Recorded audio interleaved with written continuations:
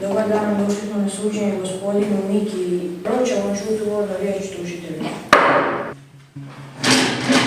Ja sam ovdje kako bih proslijedila za mir Evice i tako da bi ovaj čovjek mogao otići u zatvor.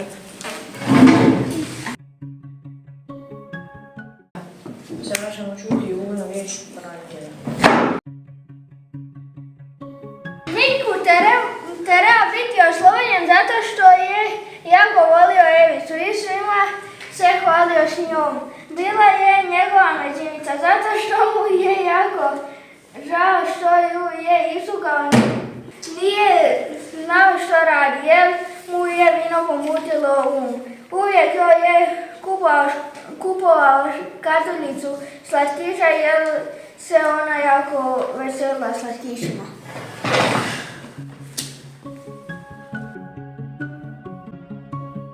Čućemo što ima reći optuženik. Osjeća li se krivim? Molim Miku da sjedne na stolicu za svjedoke.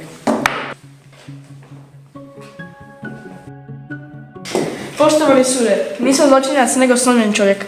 Cijeli sam život radio, leđa lomio da bi preživio. A opet smo gladni išli spavati. Nismo imali ni novca, ni kruha. Pio sam da zaboravim jad, ne da bih naudio svom djetetu. Moja mala Evica bila mi je velika sreća. Kad bih je pogledao, sjetio bi se da postoji nešto dobro, ali siromaštvo nas je stjeralo na krivi put. Nisam znao što da radim. Nije me vodila mržnja nego nemoć. Ako sam kriv, onda sam kriv zato što sam slab čovjek. Molim vas, ne gledajte samo u meni pijanca, već oca koji je izgubio sve. Kad bih mogao vratiti to vrijeme, dao bih svoj život da je moja Evica opet tu. Sada će tužitelj ispitati i optuženika. Je li vaš prijatelj Jankić kriv za vaše postupke zato što vas je opio ili je to samo da prikrijete svoje greške? Mogu li se mogao predstaviti? Može li ta slabost, odnosno alkohol, može li to biti opravdanje za vaš grijeh? Može. Zato što se više ničega nisam sjetio kad mi je alkohol napunio mene. Meni je žao što se meni ljudi osjećaju loše, ali ja se pokušavam družiti da budem bolji čovjek. Ako ste toliko volili Evicu, a druga dva sina ste mrzili, zašto ste onda Evicu pretukli, a ne njih dvoje? Malo sam više popio vina pa sam mislila da to dječak, a ne Evica. Pa to vam i dalje nije opravdanje da pretučete i tog dječaka. Pa nisam ne pretukla. Može li se onda pravdati ponašanje drugih osoba poput vas, ako ima masa dokaza? Ne može zato što to nije bilo u redu, ali ja pokušavam biti bolji čovjek i nadam se da ću to uspjeti.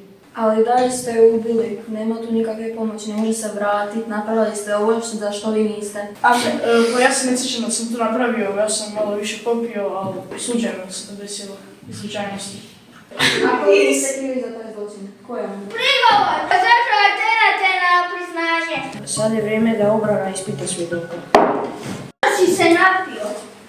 Ali što me Jankić zvao na još pola litre vina, pa sam se morao odužiti i tebe smo pili dok se gostina nije zatvorila. Zašto si se svađao sa ženom? Zato što vikala na mene, pa sam se opet napio. Vi tvrdite da se ničega ne sjećate. Da. Hoćeš biti bolji otac i muž? Obećavam da će biti bolji muž i otac i da više neće piti ni tući ženu ni djecu. Molim završne riječi tužitelja i branitelja. Ispričavam se, gospodinko, ali vama je sudbina biti u zatvoru. Dok ste tu prijavno dijete, ona je plakala, nije ništa mogla jer ste vi puno jači od nje. I tu ste sada priznali sami sa vašim pitanjima i odgovorima da jeste to počinjali.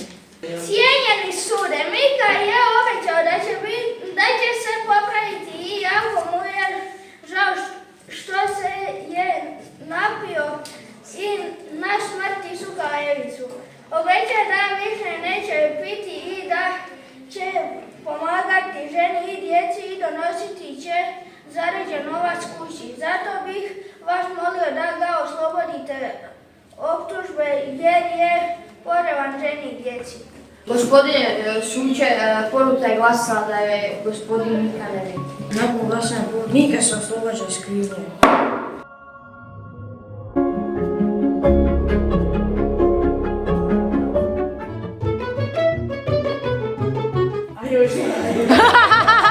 Kad je alkohol napunio mene, dobro. Ne znam ja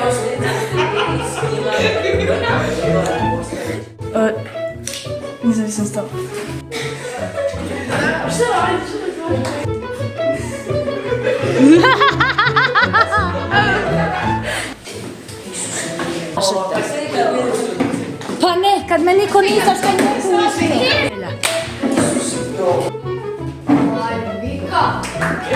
Što sad da kažem?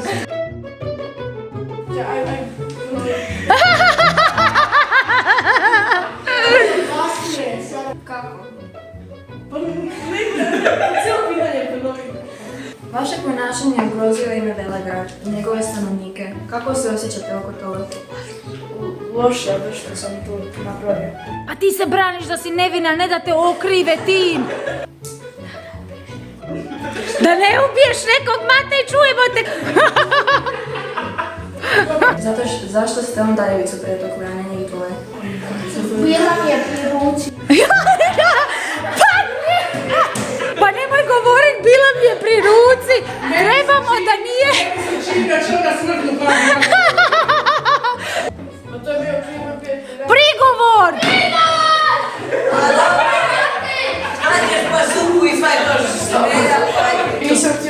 Nisam htio nikoga predmećam. Šta si rekli?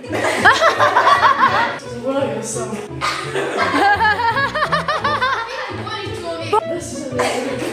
Ovo je i dalje pijan. Prigovor! Zašto da tjerate na ovaj? Priznavanje! Da li ti je žao što si isukao Evicu na mrtvo ime? Al dečki, vi negirate da se to dogodilo. Ti si obrana, a ti njega zašto si istukao Evicu? Ti ga ukopaš u dno jarka, u kanicu. Reklame ponosno popirala.